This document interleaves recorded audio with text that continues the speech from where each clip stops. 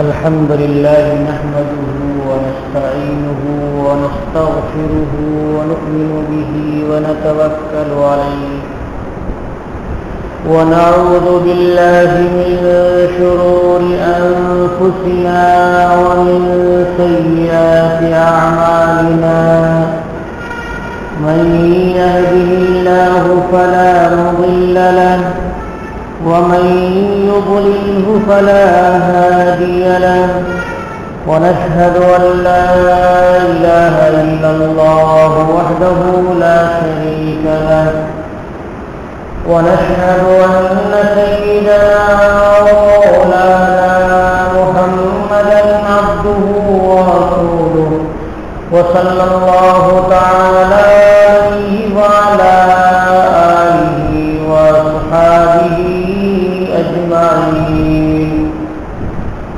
أما بعد فأعوذ بالله من الشيطان الرجيم بسم الله الرحمن الرحيم ولقد أرسلنا موسى بآياتنا وسلطان مبين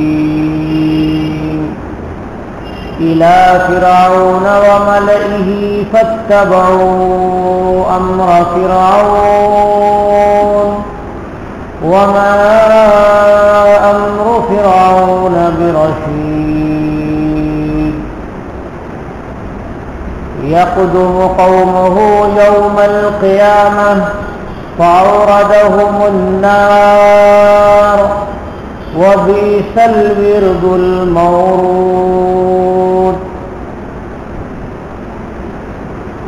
وأتبعوا في هذه لعنة ويوم القيامة بئس الرفد المرفود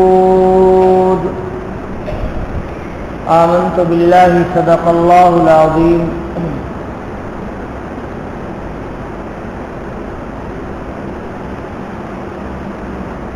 سورہ ہود میں یہاں سے حضرت موسیٰ علیہ نبینا وعلیہ الصلاۃ والسلام کا ذکر اللہ تبارک و تعالی نے فرمایا ہے۔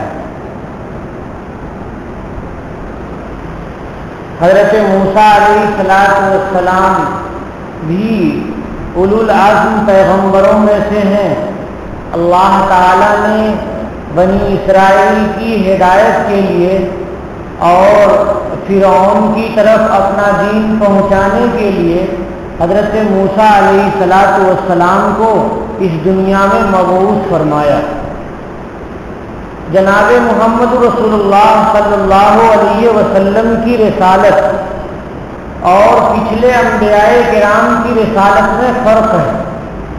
وہ فرق یہ ہے کہ حضور کی رسالت عالمگیر ہے، یعنی پوری دنیا کے لیے ہے، قیامت تک کے لیے ہے، ہر خاندان، ہر نسل، ہر طرح کے، ہر خطے میں بسنے والے آدمی کے لیے۔ لیکن پچھلے انبیاء کرام علیہ الصلوۃ والسلام کی بےحد خاص ہوا کرتی تھی۔ بعض انبیاء کرام بعض خطے کے لیے مبعوث ہوتے تھے اور بعض انبیاء کرام بعض خاندانوں کی ہدایت کے لیے مبعوث ہوتے تھے۔ حضرت موسیٰ علیہ السلام کو بھی اللہ تعالیٰ نے بنی اسرائیل کی ہدایت کے لیے مبعوث کیا تھا اور فرعون کے متبعین تک اپنے دین کو پہنچانے کے لیے مبعوث کیا تھا۔ غرض یہ کہ حضرت موسیٰ علیہ السلام نے اپنے اوپر نازل کردہ کتاب یعنی تورات یہ لے کر تشریف لائے اور اللہ تعالیٰ نے ان کو 9 معجزات دیے تھے، وہ 9 معجزات بھی لے کر کے آئے۔ اللہ تعالیٰ اس صورت میں یہ ذکر فرماتے ہیں کہ حضرت موسیٰ علیہ السلام کو بھی ہم نے بھیجا اور کتاب دے کر کے بھیجا، معجزات دے کر کے بھیجا، مگر بہت سے بنی اسرائیل نے موسیٰ علیہ السلام کی بات نہ مانی اور موسیٰ علیہ السلام کی کتاب کا انکار کیا، ان کے بڑے بڑے معجزے کا انکار کیا، فرعون نے بھی انکار کیا، فرعون کے ماننے والوں نے بھی انکار کیا۔ وَلَقَدْ أَرْسَلْنَا مُوسَىٰ بِآيَاتِنَا، اور البتہ تحقیق کے ہم نے موسیٰ کو بھیجا اپنی نشانیوں کے ساتھ، یعنی معجزات کے ساتھ، وَسُلْطَانٍ مُبِينٍ، اور واضح دلیل کے ساتھ۔ واضح دلیل کے بارے میں مفسرین لکھتے ہیں کہ اس سے موسیٰ علیہ السلام کا عصا مراد ہے، سلطان مبین، واضح دلیل۔ اِلیٰ فرعون، کہاں بھیجا؟ فرعون کے پاس بھیجا، وَمَلَئِهِ، اور فرعون کے جو بڑے بڑے کارندے تھے، لیڈران تھے، ان کے پاس بھیجا۔ فَاتَّبَعُوا أَمْرَ فِرْعَوْنَ، لیکن ان لوگوں نے موسیٰ علیہ السلام کی نہ مانی، فرعون کے حکم کے پیچھے چلے۔ وہ لوگ فرعون کے حکم کے پیچھے چلے۔ ایک طرف اللہ رب العالمین کا حکم ہے اور دوسری طرف فرعون بادشاہ کا حکم ہے۔ ان لوگوں نے حضرت موسیٰ علیہ السلام اور ان کے لائے ہوئے دین کو قبول نہیں کیا، ان کے پیچھے نہیں چلے، اللہ کو چھوڑ کر کے فرعون کے پیچھے چلے۔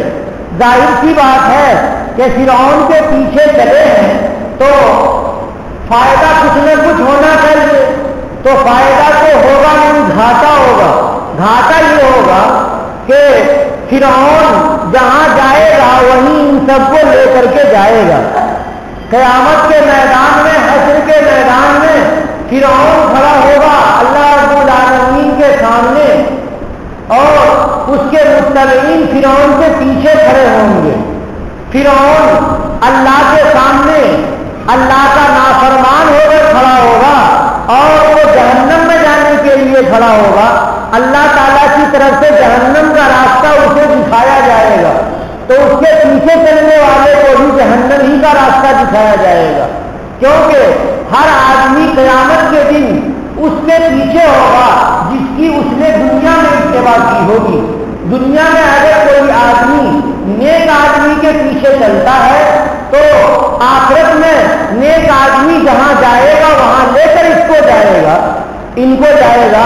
اور اس دنیا میں جو آدمی برے آدمی کی اتباع کرتا ہے، برے آدمی کے پیچھے چلتا ہے اور ان کی بری باتوں کو مانتا ہے، تو قیامت کے دن وہ برا آدمی اس کا امام ہوگا اور خود بھی وہ جہنم رسید ہوگا اور اس کو بھی جہنم میں لے جائے گا۔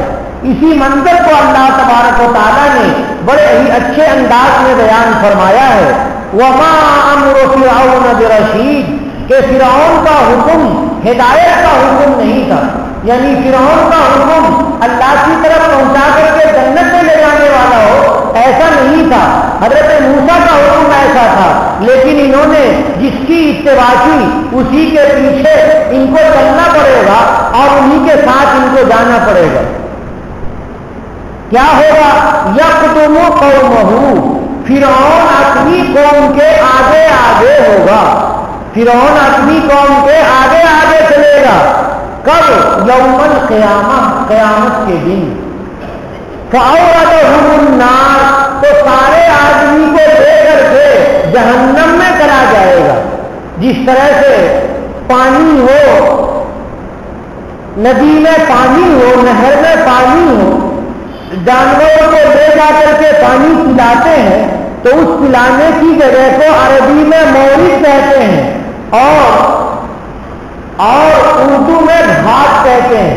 گھاٹ پہ گئے، پانی لیا، تو اللہ تبارک و تعالیٰ کہہ رہے ہیں کہ وہ جہنم کی آگ کا، گویا کہ آگ کا دریا ہوگا اور اس آگ کے دریا کے گھاٹ پہ فرعون لے جائے گا اپنے متبعین کو۔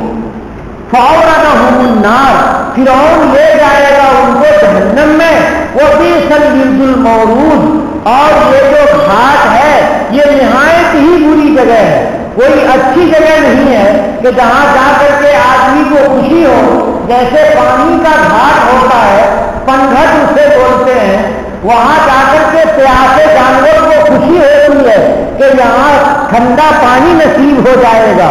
انسان بھی پیاسا ہوتا ہے اور دریا کا پانی صاف ہوتا ہے تو پنڈت سے جانے کے بعد اسے خوشی ہوتی ہے کہ میٹھا پانی مل جائے گا, لیکن اس کو میٹھا پانی نصیب نہیں ہوگا بلکہ گرم گرم آگ نصیب ہوگی. اس لیے یہ بہت ہی بری جگہ ہے, بہت ہی برا گھاٹ ہے. وہ اس میں اسی ہاتھ ہی لانا وہ یوم القیامہ. اور عجیب ہے کہ فرعون نے نام نہیں کمایا بلکہ بدنامی کمائی. بہت سے لوگ نام کمانے کے بجائے بدنامی کماتے ہیں تو ہوتا کیا ہے, بعد میں آنے والے جب لوگ اس کا نام سنتے ہیں تو اس پر لعنت بھیجتے ہیں اور اس پر اس سے نفرت کا اظہار کرتے ہیں, اس سے نفور ہوتے ہیں. تو فرعون نے بھی کوئی اچھا کام نہیں کیا. مثال کے طور پہ بعض علاقے میں بعض مسلمان ایمان لانے کے باوجود سود لیتے ہیں, بعض علاقے میں مسلمان بھی سود لیتے ہیں. پتہ نہیں آپ کے قصبے کے بارے میں مجھے نہیں معلوم ہے کہ کوئی مسلمان ایسا ہے یا نہیں, لیکن کرناٹک اور آندھرا پردیش کے علاقے میں اور ہمارے یہاں بھی بعض لوگ ایسے مسلمان ہیں جو سود لیتے ہیں. مسلمانوں سے بھی اور غیر مسلموں سے بھی وہ سود ہی کر ان کو دیتے ہیں, ان سے سود وصول کرتے ہیں. تو جب ان کا انتقال ہو جاتا ہے تو لوگ بڑی لعنت بھیجتے ہیں, بڑی نفرت کرتے ہیں. دیوبند میں بھی ایک آدمی ایسا تھا جو سودی قرض دیتا تھا لوگوں کو اور سود وصول کرتا تھا. جب اس کا انتقال ہوا تو دارالعلوم دیوبند کے بہت بڑے استاد ہیں جو اب بخاری شریف پڑھا رہے ہیں, حضرت علامہ قمر الدین صاحب دعوت برکاتہ, جب اس کا انتقال ہوا سود کھانے والے کا تو ان کے پاس لوگ آئے, ان کے گھر کے بیٹے وغیرہ, اور کہا کہ حضرت ان کی نماز جنازہ پڑھا دیجیے. تو حضرت نے کہا کہ نہیں, میں اس کی نماز جنازہ نہیں پڑھاؤں گا کیونکہ یہ سود کھاتا تھا اور میں اس کی نماز جنازہ پڑھاؤں گا تو سودی قرض لینے کیا کہتے ہیں سود کھانے والے کے لیے مجھے مغفرت کی دعا کرنی پڑے گی, اس لیے میں جنازہ اس کا نہیں پڑھاؤں گا. تو جو سود کھانے والے ہوتے ہیں وہ اتنی ذلت میں ہوتے ہیں, اتنے گرے ہوئے ہوتے ہیں کہ اللہ والے بھی ان سے نفرت کرتے ہیں. مرنے کے بعد لوگ جنازہ کی نماز پڑھنے کے لیے تیار نہیں ہے. ایسے ہی دوسرے علاقے کے لوگ بھی ہوتے ہیں. بھائی دنیا میں بھی لوگ جن کو اچھا کہتے ہیں وہ آدمی اچھا ہوتا ہے, بھلا ہوتا ہے, اور دنیا میں بھی جس کو آدمی برا کہتے ہیں وہ آدمی برا ہوتا ہے. اس لیے ایک شاعر کہتا ہے زبان خلق کو نقارے خدا سمجھو, کہ انسان کی زبان کو گویا کہ خدا کا نقارہ اور خدا کا ڈنکا سمجھو, کہ انسان جسے اچھا کہتا ہے وہ آدمی اچھا ہے, انسان جسے برا کہتا ہے وہ آدمی برا ہے. غرض یہ کہ یہاں پر اللہ تعالیٰ نے ارشاد فرمایا وَأُتْبِعُوا فِي هَٰذِهِ لَعْنَةً, اس دنیا میں بھی وہ سب لعنت کے اپنے پیچھے لعنت کر دیے گئے. گویا کہ یہ لوگ مر گئے اور ان کے پیچھے بعد کے لوگ ان پر لعنت بھیجتے ہیں. وَيَوْمَ الْقِيَامَةِ, اور قیامت میں بھی لعنت ہوگی, یعنی اللہ رب العالمین کی رحمت سے دوری ہوگی. اللہ رب العالمین کی رحمت سے دوری کو لعنت کہا جاتا ہے. وہاں اللہ تعالیٰ نظر کرم نہیں فرمائیں گے اور ان کے گناہ کے معاف ہونے کا کوئی ہیلا نہیں نکلے گا, کوئی بہانہ اور کوئی ذریعہ نہیں ہوگا, بلکہ یہ سارے کے سارے لوگ اللہ کی رحمت سے دور ہو کر کے جہنم میں ڈل جائیں گے. بئسر رفد المرفود, رفد کے معنی ہے مدد کے, یہ بری مدد ہے. بئسر رفد المرفود, کتنی بری مدد ہے, یعنی دنیا میں بھی لعنت ہوئی اور آخرت میں بھی لعنت ہوئی. انسان کے پیچھے کوئی آتا ہے اس کی مدد کرنے کے لیے تو انسان کو طاقت ملتی ہے.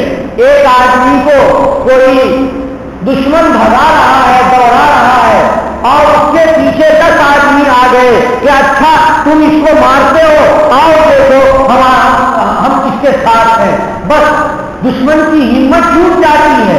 تو یہ جو مدد آئی بعد میں پیچھے پیچھے، یہ مدد تو لائق تعریف ہے، لیکن وہ جو مرنے کے بعد لعنت آئی پیچھے اور مرنے کے بعد آخرت میں جہنم رسید ہو گیا، جہنم رسید ہونا یہ تو بہت ہی بری بات ہے. تو اس کو استحسان کہا گیا ہے، تحکمن کہا گیا ہے کہ یہ بہت ہی بری مدد ہے.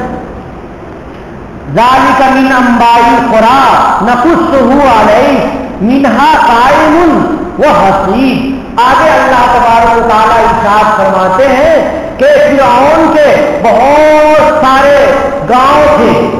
ایک تو فرعون کا گاؤں تھا، قریہ تھا، اور فرعون کے علاوہ بہت سارے قریے تھے اور سارے قریہ جات پہ فرعون کی حکومت تھی.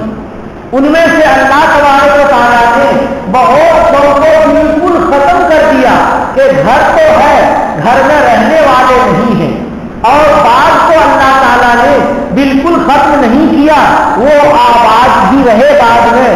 جیسے آج مصر کا شہر ہے، یہ شہر بھی فرعون کے قریہ میں سے ایک قریہ تھا، لیکن یہ شہر آباد ہے. لیکن بہت سارے گاؤں فرعون کے ارد گرد ایسے آج بھی ہیں کہ جہاں عمارتیں ٹوٹی پھوٹی پڑی ہیں اور وہ غیر آباد ہے. تو اللہ تبارک و تعالیٰ ارشاد فرماتے ہیں کہ رسول اللہ صلی اللہ علیہ وسلم کو اور حضور کی امت کو اور حضور کے زمانے کے کفار کو اللہ تبارک و تعالیٰ خصوصی طور پر کہہ رہے ہیں کہ یہ دیکھو فرعون کے گاؤں کو، ان کے قریہ جات کو جا کر کے دیکھ لو کہ کتنے قریے ایسے ہیں جن کو ہم نے ختم کر دیا، نیست و نابود ہو گئے، اور انسان ہے وہاں پر کوئی انسان آدم اور آدم ذات نہیں ہے. اور بہت سے ایسے ہیں کہ جو تھوڑے سے آباد بھی ہیں، لیکن جا کر کے تم دیکھ سکتے ہو محمد رسول اللہ صلی اللہ علیہ وسلم جو مضمون بیان فرما رہے ہیں قرآن پاک کا، موسیٰ علیہ السلام کا اور فرعون کے قصے کا، یہ مضمون یقینی ہے. تم لوگ تصدیق کے لیے اپنی آنکھوں سے جا کر کے مصر میں دیکھ لو. ذالک من انباء القری، یہ جو باتیں ہیں یہ قریہ جات کی خبریں ہیں. قریہ جات یعنی فرعون کے جو گاؤں تھے چھوٹے چھوٹے، ان سب کی خبریں ہیں. ہم بیان کرتے ہیں آپ کو، آپ کے سامنے، یعنی جناب محمد رسول اللہ صلی اللہ علیہ وسلم کے سامنے اللہ رب العالمین بیان فرماتے ہیں. منہا قائم، کہ ان قریہ میں سے کچھ قریے جو ایسے ہیں جو قائم ہیں، ٹھیک ہیں، وہ حسید، اور کچھ قریے ایسے ہیں جو بالکل ختم ہو گئے ہیں. قائم اور حسید کا کو تشبیہ دیا ہے کھیتی سے، کہ جس طرح سے کھیتی میں بہت سی کھیتیاں لگی ہوئی ہوتی ہے اور بہت سی کھیتیوں کو انسان کاٹ لیتا ہے، تو جا کر کے دیکھو کہ بعض قریہ جات تو سیدھے کھڑے ہیں اور آباد ہیں، اور بہت سے قریہ جات ایسے ہیں جو ایسے ہو گئے ہیں جیسے ایک کھیت میں سے غلے کو کاٹ دیا جائے اور بالکل برابر چٹیل میدان بنا دیا جائے، ویسے ہو گئے. وما ظلمناہم ولکن انفسہم یظلمون. اللہ فرماتے ہیں ہم نے ان پر ظلم نہیں کیا. انسان تھوڑی دیر کے لیے سوچ سکتا ہے کہ اللہ نے ظلم کیا ان کے اوپر، تو اللہ کہتے ہیں نہیں، اگر وہ ایمان قبول کر لیے ہوتے تو ان کی ساری چیزیں باقی رہتی، ان کے مکانات، ان کے دکان اور ان کے محلات باقی رہتے، لیکن انہوں نے چونکہ اللہ سے بھیجے ہوئے پیغام کا انکار کیا، اللہ کو بھیجی ہوئی رسالت کا انکار کیا، حضرت موسیٰ علیہ السلام کی تورات کا انکار کیا، حضرت موسیٰ علیہ السلام کے 9 معجزوں کا انکار کیا. اس لیے ان لوگوں نے خود اپنے اوپر ظلم کیا، اللہ تبارک و تعالیٰ نے ظلم نہیں کیا. وما ظلمناہم ولکن ظلموا انفسہم، ہم نے ان پر ظلم نہیں کیا، لیکن حقیقت بات یہ ہے کہ ان لوگوں نے ہی اپنی جانوں پر ظلم کیا. اب ظلم کیا تو کیا ہونا چاہیے؟ معبود کو آ کر کے بتانا چاہیے، جیسے فرعون کہتا تھا کہ انا ربکم الاعلی، میں تمہارا بڑا پروردگار ہوں، تو اس وقت کام آنا چاہیے جس وقت فرعون کے علاقے تہس نہس ہو رہے تھے اور آبادیاں ویران ہو رہی تھی اور فرعون کے لشکر کو اللہ تبارک و تعالیٰ نے دریا بند کر دیا تھا، تو اس وقت تو ان معبودان کو کام آنا چاہیے۔ کہتے ہیں نہیں، کوئی معبود کام نہیں آئے گا۔ فما اغنی عنہم آلہتہم، تو کام نہیں آئے ان کو ان کے معبودان، التی یدعون من دون اللہ من شیء، کہ جن کو اللہ کو چھوڑ کر کے یہ عبادت کیا کرتے تھے جن کی، وہ کچھ بھی کام نہیں آئے، بالکل کام نہیں آئے۔ لما جاء امر ربک، جب اللہ کا حکم آ گیا تو اب کسی کی نہیں چلتی، کوئی مندر کا بت اور کوئی مورتی جا کر کے نہیں کر سکتی کہ اللہ تیرے عذاب کو میں نہیں آنے دوں گا، ایسا نہیں ہو سکتا۔ اللہ کا جب عذاب آتا ہے تو کوئی کام نہیں آتا ہے۔ لوگوں کا یہ خیال ہے، کچا خیال ہے، ان کی خام خیالی ہے کہ وہ یہ سوچتے ہیں کہ یہ بتانے باطل اور یہ مورتیاں اور یہ جن کی ہم پوجا کرتے ہیں وہ سب کام آ جائیں گے، ہرگز کام نہیں آئیں گے۔ وما زادوہم غیر تتبیب، اور ان سب نے نہیں بڑھایا ان کو سوائے گھاٹے کے، یعنی گھاٹا ہی گھاٹا ہوا کہ ایک طرف تو ان کی پوجا کی، اس میں بھی ٹائم ویسٹ ہو گیا، اور دوسری طرف انہوں نے مدد نہیں کی تو وہاں بھی برا ہو گیا، تو بالکل ویسٹ ہی ویسٹ ہے، بیکار ہی بیکار ہے، کوئی حقیقت میں کام نہیں آیا۔ وَكَذَلِكَ أَخْذُ رَبِّكَ إِذَا أَخَذَ الْقُرَىٰ وَهِيَ ظَالِمَةٌ، اور ایسے ہی آپ کے پروردگار کی گرفت ہے جبکہ اللہ تبارک و تعالیٰ نے پکڑ لیا قریہ میں رہنے والے لوگوں کو، وَهِيَ ظَالِمَةٌ، اس حال میں کہ قریہ ظلم کرنے والی تھی، یعنی وہاں میں رہنے والے لوگ ظلم کرنے والے تھے، یعنی اللہ رب العالمین کی عبادت کرنی چاہیے لیکن اس عبادت کو انہوں نے بتوں کی طرف پھیر دیا تھا، تو یہ عبادت کا پھیرنا ان کا ظلم تھا، اس لیے ان سب لوگوں کو ہلاک کر دیا گیا، اللہ نے پکڑ لیا۔ ان اخذہ علیم شدید، بے شک اللہ رب العزت کی جو پکڑ ہوتی ہے وہ بہت ہی سخت پکڑ ہوتی ہے۔ ان فی ذلک لآیۃ لمن خاف عذاب الآخرۃ، اب اللہ تبارک و تعالیٰ کہتے ہیں کہ آخر اس قصے کے بیان کرنے کا فائدہ کیا ہوا؟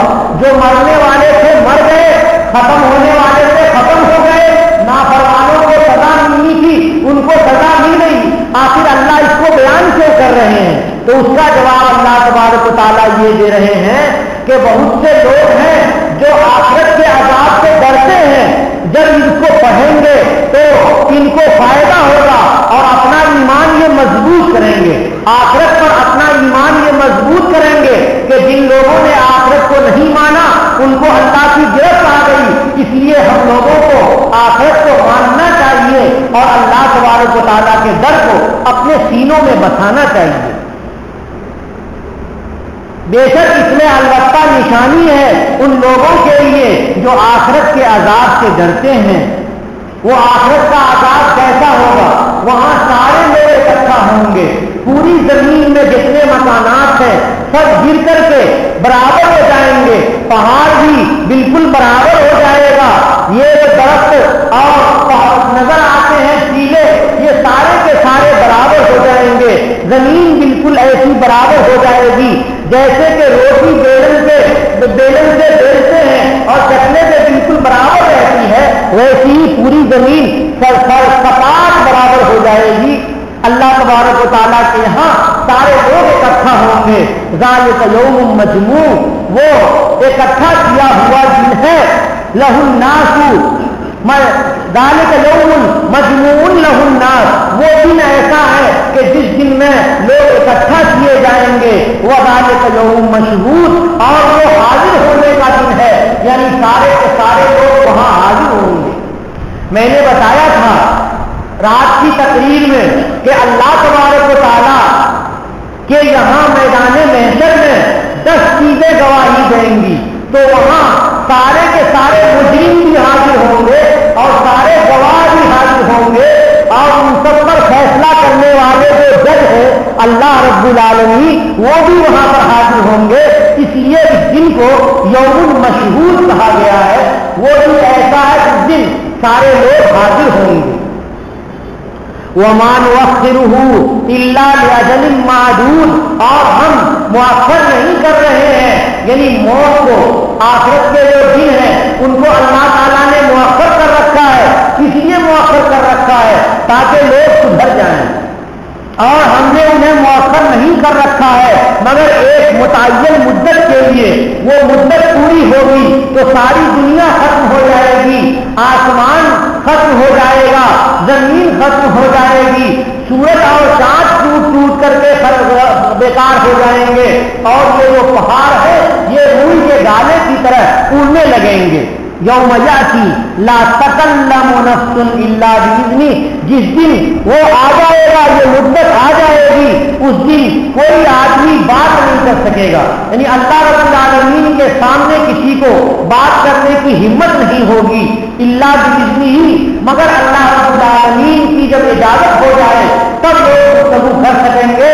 جیسے کہ جناب محمد رسول اللہ صلی اللہ علیہ وسلم ہمارے آقا اور مولا کو اللہ تبارک و تعالیٰ اجازت دیں گے کہ آپ سفارش فرمائیے، تو آپ صلی اللہ علیہ وسلم اپنی امت کی سفارش فرمائیں گے، اور گنہگار امتی بھی اللہ تبارک و تعالیٰ کی جنت پا سکتا ہے، پالے گا۔ فَمِنْهُمْ شَقِيٌّ وَسَعِيدٌ، تو بہت سے لوگ ایسے ہیں جو بدبخت ہیں، جن کی قسمت ہی خراب ہے، جن کے اعمال نے ان کو برباد کر رکھا ہے، اور بہت سے لوگ ایسے ہیں جو نیک بخت ہیں، ان کی قسمت بہت اچھی ہے، اور وہ اللہ رب العالمین کے بقی بارگاہ میں انعام کے مستحق ہیں۔ فَأَمَّا الَّذِينَ شَقُوا فَفِي النَّارِ لَهُمْ فِيهَا زَفِيرٌ وَشَهِيقٌ، بہت سے لوگ ایسے ہوں گے جو جہنم میں جائیں گے، بہت سے لوگ جنہوں نے نافرمانی کی ہوگی اللہ تبارک و تعالیٰ کی، ففی النار، تو جہنم میں وہ چلے جائیں گے، لہم فیہا زفیر وشہیق، جہنم میں ان کے لیے چیخ ہوگی، بہت تیز سے چیخیں گے، وہ شہیق، اور سسکیاں ہوگی، وہ سسکیاں لے لے کر کے روئیں گے۔ جیسے گدھے کو سنا ہوگا آپ نے بولتے ہوئے، گدھا جب نیچے سے آواز نکالتا ہے تو ہے کی آواز نکلتی ہے، یہ تیز آواز ہوتی ہے، اس کو زفیر کہتے ہیں، اور جب گدھا سانس لیتا ہے اندر کو تب بھی آواز نکلتی ہے، اس آواز کو شہیق کہا جاتا ہے۔ تو زفیر اور شہیق یہ دو آواز ہیں، ان دونوں آوازوں کے سلسلے میں مفسرین نے یہ لکھا ہے کہ زفیر کے معنی تیز آواز، جہنمی تیز آواز سے روئیں گے جہنم میں، لیکن کوئی بچانے والا نہیں ہوگا، اور سسکیاں بھی لے کے اس سسکیوں کو شہید سے اللہ تبارک و تعالیٰ نے بیان کیا ہے۔ خالدین فیہا ما دامت السماوات والارض الا ما شاء ربک، ہمیشہ ہمیش جہنم میں رہیں گے جب تک کہ آسمان دائم رہے، زمین دائم رہے، الا ما شاء ربک، مگر یہ کہ اللہ رب العالمین چاہے۔ اللہ رب العالمین کی مشیت ہر چیز کو گھیرے ہوئے ہے، اللہ جو چاہیں گے کریں گے۔ یہاں بھی اللہ تبارک و تعالیٰ نے جہنم کے دائم ہونے کو بیان کیا ہے، اور جنت کے دائم ہونے کو آگے بیان فرمایا ہے، ان ربک فعال لما یرید، کہ اللہ ہر چیز کے کرنے والے ہیں۔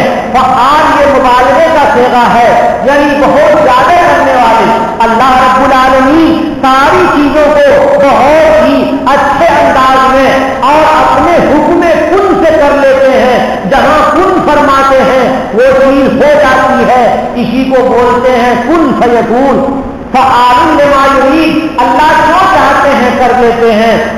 اب آگے جنتیوں کا ذکر اللہ تبارک و تعالیٰ نے ارشاد فرمایا، وَأَمَّا الَّذِينَ سُعِدُوا فَفِي الْجَنَّةِ، بہرحال وہ لوگ جو نیک بخت ہوئے تو وہ جنت میں جائیں گے، خالدین فیہا، وہ جنت میں ہمیشہ ہمیش رہیں گے، جنت کی نعمتوں سے وہ لطف اٹھاتے رہیں گے، کتنا اٹھائیں گے اس کی کوئی زمین رہے اور اس وقت تک یہ لطف اٹھاتے رہیں گے. ما دامت السماوات والارض الا ما شاء ربک، مگر یہ کہ آپ کے پروردگار چاہیں. اس میں بھی جنتیوں کے لطف اٹھانے کی طویل مدت کو اللہ تبارک و تعالیٰ نے بیان کیا ہے. یہ نہیں سمجھنا چاہیے کہ جنت ایک مدت تک رہے گی پھر ختم ہو جائے گی اور جہنم کو بھی اللہ ایک مدت کے بعد ختم کر دیں گے. یہ عقیدہ غلط ہے. جن لوگوں کا یہ عقیدہ ہے کہ جنت اور جہنم ایک لمیٹڈ ہے، یہ غلط ہے ان کا عقیدہ. وہ ان لمٹ ہے، ان کی کوئی حد نہیں ہے. اسی کو خالدین فیہا سے اللہ رب العالمین نے بیان فرمایا ہے. فرماتے ہیں اللہ عطاء غیر مجذوذ، یہ اللہ تبارک و تعالیٰ کی عطا ہوگی، اتنی بڑی عطا ہوگی جو ختم ہونے والی نہیں ہوگی. غیر مجذوذ کے معنی غیر مقطوع، یہ ختم ہونے والی نہیں ہوگی. اب آگے فرما رہے ہیں نبی کریم صلی اللہ علیہ وسلم کو خطاب کر کے اللہ رب العالمین فرما رہے ہیں کہ اے نبی آپ شک نہ کیجیے. ظاہر سی بات ہے کہ اللہ کے کلام میں محمد رسول اللہ صلی اللہ علیہ وسلم کو تو شک ہوگا نہیں. شک تو ہو سکتا ہے تو امت میں سے کسی آدمی کو ہوگا. تو اللہ رب العالمین حضور کو مخاطب کر کے بیان فرما رہے ہیں. مقصد ہے امت کو کہنا اور امت کو خطاب کرنا. اس لیے خلاصت و فی نیتن کہا کہ آپ شک میں نہ ہو، یعنی کہ کہہ رہے ہیں حضور کو، اور مقصد یہ ہے کہ اے امت محمدیہ تمہیں شک نہیں ہونا چاہیے اللہ تبارک و تعالیٰ کی عطا میں، جنت میں، جہنم میں اور آخرت کے سزا اور عقاب میں. فلا تک فی نیتن مما یعبد ہؤلاء، آپ شک نہ کریں، شک میں نہ ہو ان بتوں سے جن کی یہ لوگ پوجا کرتے ہیں. اے نبی یہ کفار مکہ کہتے تھے کہ ہمارے بت تمہیں بددعا کر دیں گے تو تم ہلاک ہو جاؤ گے، پاگل ہو جاؤ گے. حضور کو اللہ نے کہا ایسا کچھ نہیں ہو سکتا ہے، ان بتانے باطل سے ایک مکھی بھی اڑ نہیں سکتی ہے، اس لیے کچھ نہیں ہوگا. ما یعبدون الا کما یعبد آباؤہم من قبل، یہ تو انہی کی پوجا کر رہے ہیں، ان کی پوجا انہی کی پوجا کی طرح ہے جیسے ان کے آباء و اجداد ان سے پہلے پوجا کرتے تھے بتانے باطل کی. وَإِنَّا لَمُوَفُّوهُمْ نَصِيبَهُمْ غَيْرَ مَنْقُوصٍ، اور بے شک البتہ ہم پورا کا پورا دینے والے ہیں ان کے حصے کو بغیر کمی کے. اللہ رب العالمین کے سامنے پورا کا پورا ملنے والا ہے، یعنی جس نے جتنا گناہ کیا ہوگا اس کو اس گناہ کا پورا بدلہ مل جائے گا، اور جس نے نیکیاں کی ہوگی وہ پورا تو ملے گا ہی، اس پر سے اللہ تبارک و تعالیٰ اور بھی بڑھا کر انعام بھی عطا فرمائیں گے. کہتے ہیں وَإِنَّا لَمُوَفُّوهُمْ نَصِيبَهُمْ، اور بے شک ہم البتہ ان کو پورا کرنے والے ہیں ان کے حصوں کو جو کم نہیں ہے، یعنی وہ کم کر کے دیا ہوا نہیں ہوگا، پورا کا پورا دیا ہوا ہوگا. یہ مضمون اللہ تبارک و تعالیٰ نے حضرت موسیٰ علیہ نبینا وعلیہ السلام سے متعلق بیان فرمایا. پھر نبی پاک صلی اللہ علیہ وسلم کو اور آپ کی امت کو خطاب کیا. اللہ تبارک و تعالیٰ ہم سب کے ایمان کو مضبوط فرمائے، اللہ کی کتاب پر ہمارا ایمان مضبوط ہو، حضور کی رسالت پر ہمارا ایمان مضبوط ہو، آخرت کے دن پر ہمارا ایمان مضبوط ہو. اللہ تبارک و تعالیٰ ہمارے ایمان کی حفاظت فرمائے، ہمارے اعمال کی حفاظت فرمائے. وآخر دعوانا الحمدللہ رب العالمین.